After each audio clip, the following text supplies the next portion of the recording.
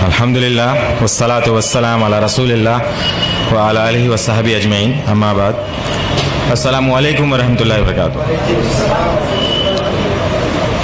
एक ख्वाब था, अल्हम्दुलिल्लाह अल्लाह सुब्हानहू व तआला ने आज वो कबूल किया, पूरा किया ज़िंदगी में। मैं सोच भी नहीं सकता था इतना मेरे रिवर्ट भाइयों के सामने मैं रहूँगा, क्योंकि मेरी खुद की ख्वाहिश थी पूरे इंडिया में जितना भी 7-8 साल। 2010 में मैंने इस्लाम कबूल किया, 2009 में मेरी शादी हुई थी, 2009 तक मैं अपनी ज़िंदगी गुजार रहा था जिस तरह से एक आम जाहिल या जिस तरह से गुजारते हैं। 2010 में इस्लाम कबूल करने के बाद अल्हम्दुलिल्लाह 2012 में मेरी वाइफ, मेरी अहलिया ने इस्लाम कबूल किया। इस्लाम कबूल करते हुए साथ में ये भी बड़े मसले सामने आए कि कौन हमारी गवाही देगा, कौन एडवोकेट सामने आएगा। कोई भी सामने को आने को तैयार नहीं। यहाँ तक कि एक इदारे में हम लोग गए जहाँ पता चला कि यहाँ सर्टिफिकेट बन जाते हैं, यहाँ आपको आसानी हो जाएगी। मैं बिलोंग्स करता हूँ, पहले मैं आपको बता दूँ, मैं भोपाल की एक तहसील है बैरसिया, वहाँ से बिलोंग करता हूँ। और चूँकि एमपी का स्पेशल कानून है इस्लाम कबूल करने को लेके, खास कानून बना रखा है, तो वहाँ इस्लाम कबूल करना और डॉक्यूमेंटेशन बनाना बहुत बड़ा मसला है। तो इस तहत में जब महाराष्ट्र में एक जगह गया पर्टिकुलर, वहाँ पे जब मैंने पता किया कि वहाँ इस्लाम कबूल होने के बाद वहाँ पे डॉक्यूमेंट्स बनते हैं, तो उनकी एक शर्त थी कि आपको खतना कराना पड़ेगा तो ही आपको डॉक्यूमेंट्स बनाएंगे। जैसा कि आप बताया कि बहुत सी शर्तें होती हैं, एक शर्त वो 2-3 साल तक वो परेशान होता रहा, बट डॉक्यूमेंट्स नहीं बने। डॉक्यूमेंट्स नहीं बनने के कारण लोग मुझे बहुत परेशान भी करते थे। अल्हम्दुलिल्लाह अल्लाह सुब्हानहू तआला ने एक चीज़ महसूस करा दी इस बीच सारी, कि मुसलमानों का बिहेवियर, गैर मुस्लिमों का बिहेवियर, मुश्रिकीन का बिहेवियर आपके प्रति क्या है। सारी चीज़ अल्हम्दुलिल्लाह साथ में कुरान में पढ़ रहा था। पढ़ते पढ़ते सारी लोगों की साइकोलॉजी अल्लाह ने समझाई, पूरी तरह से मुतमईन कि अब अगर अल्लाह सुब्हानहू तआला ने ज़िंदगी दी है और उसने अगर मुझे ईमान दे दिया है तो वो खिलाने और पिलाने वाला वो है, तो मुझे किस चीज़ की फ़िक्र है और मुझे किस चीज़ से डरना है। अल्हम्दुलिल्लाह जैसे जैसे मेरी दाढ़ी बढ़ती गई, जैसे जैसे टकने के ऊपर पजामे ऊपर गए, लोगों को जो चिढ़ाते थे, जो कॉन्स्पिरेसी करते थे, लोग जो बहाने बनाते थे, वो दूर हटने लगे कि अब ये वापस नहीं आ सकता, अब ये वापस नहीं आ सकता। यहाँ तक कि मेरे परिवार वाले भी जो बहुत मुश्किल से, बहुत इतना सुबह शाम ताने सब कुछ, यहाँ तक कि मैं सुबह ऑफिस से जाता था, मेरी शाम को वाइफ जो है इतनी ज़्यादा मतलब तानों से भरपूर मिलती थी कि मतलब उसकी ब्रेन वॉश और सारी चीज़ करने में वक्त लगता था। तो इतना परिवार वालों, वालिदैन सबके से इतना परेशान हुए परे, मगर अल्हम्दुलिल्लाह जहाँ कुरान ने समझाया कि नहीं कुछ भी नहीं होता, जैसे इस्तिकामत हुई, जो कहा कुरान में वैसा करना, जैसी शरीयत बताई गई वैसा करना, नबी करीम सल्लल्लाहु अलैहि वसल्लम जैसा बताया वैसी सुन्नत फॉलो करी, झूठ, गीबत, चुगली ये घर से दूर करी। एक गैर मुस्लिम परिवार में जैसी दूर करी, अल्हम्दुलिल्लाह जो वाइफ के राइट्स थे, जो सास के राइट्स थे, वो राइट्स जैसे सेक्रीफाइड किए तो घर में बड़ा बवाल मच गया। बवाल जितना मचा उतना लोग ये समझ गए कि ये इंसान कभी झूठ नहीं बोल सकता, ये इंसान किसी लेवल पे किसी को धोखा नहीं देगा, ये खुद अपना नुकसान कर लेगा। ये इवन मेरे वालिद को आके लोग बोलते थे कि यार ये कितना ऐसा इंसान हो गया, इसको कुछ समझाओ, ऐसा हो गया, गद्दार हो गया। मेरे वालिद बोलते हैं कि मेरा बेटा अब 24 कैरेट का गोल्ड हो गया है, मगर बेवकूफ़।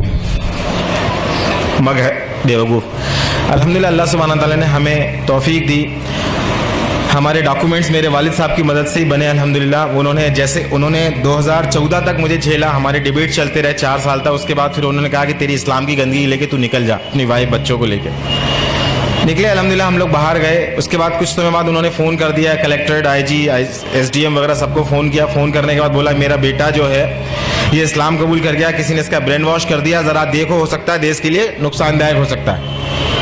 मेरे वालिद साहब फ़ोन करके बोल रहे हैं।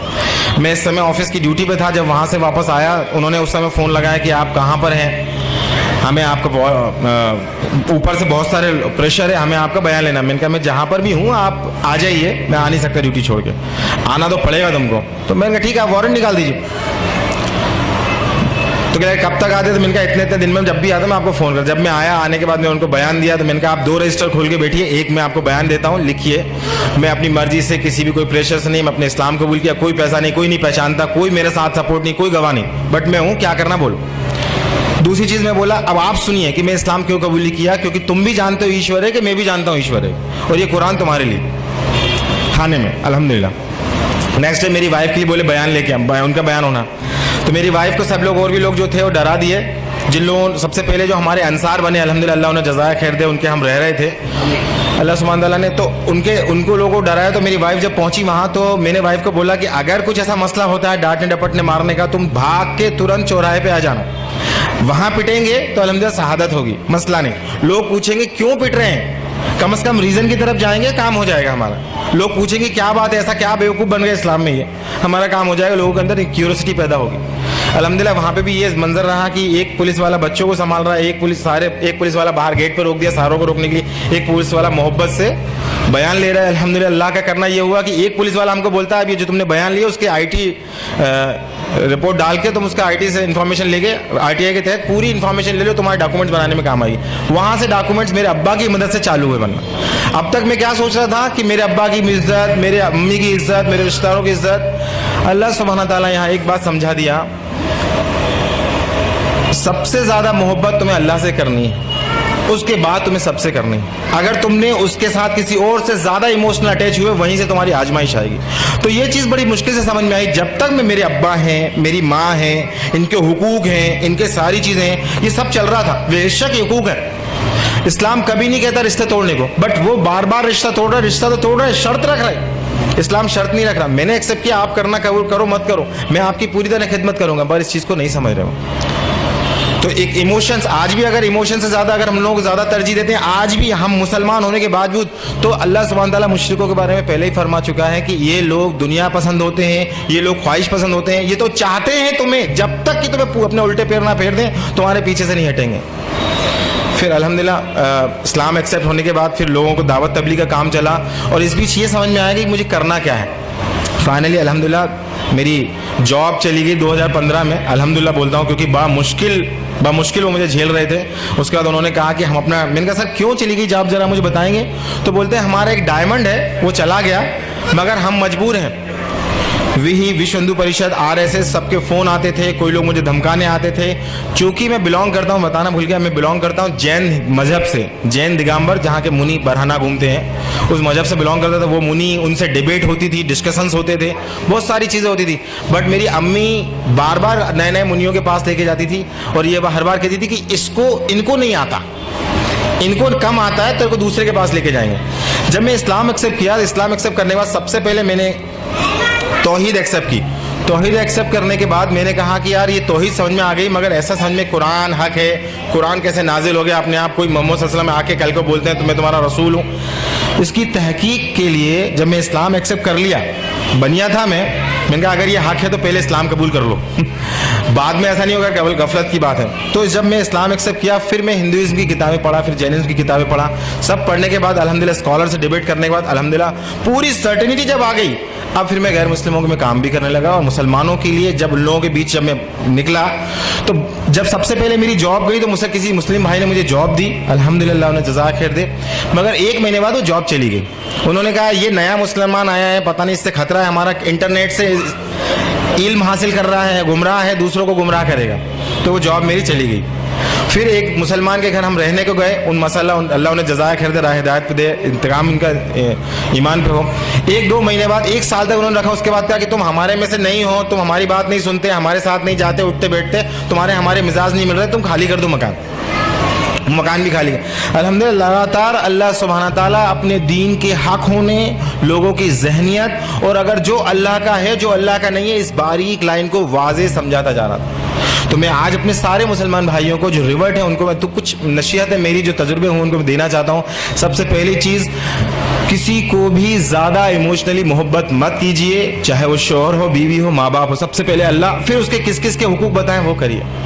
سیکنڈ چیز, میرے بھائیوں میری بہنوں, شیطان ہمارے ذہنوں میں بار بار یہ بات دکھاتا ہے, دیکھو یہ مسلمان کیسے ہیں, ہمیں بتاتا ہے کہ ہمارے مسلمان کتنے برے ہیں. تو ہمارے ذہنوں میں ان کے بیچ میں گیپ پیدا کر دیتا ہے, مسلمانوں کی برائیاں بتا کے, اور ہمیں اپنا بہتر بتا کے مسلمانوں اور ہمارے بیچ میں ایک گیپ پیدا کر دیتا ہے. تو اس گیپ کو ہمیں نہیں دیکھنا ہے, ان برائیوں کو ہمیں نہیں دیکھنا ہے. اللہ نے کہیں بھی نہیں کہا ان برائیوں کو دیکھو تم, اللہ نے کہا تم اپنے آپ کو اصلاح کرو, اپنے آپ کو ڈیولپ کرو, قرآن پڑھو, علم کرو اور تقوی حاصل کرو, وہ مصول ہوگا. تیسری چیز, ہم اتنا زیادہ پریشان ہو چکے ہوتے ہیں مسائل سے, زمانے کے مسائل سے, لوگوں کی گالی سے, لوگوں کے کنارہ کرنے سے.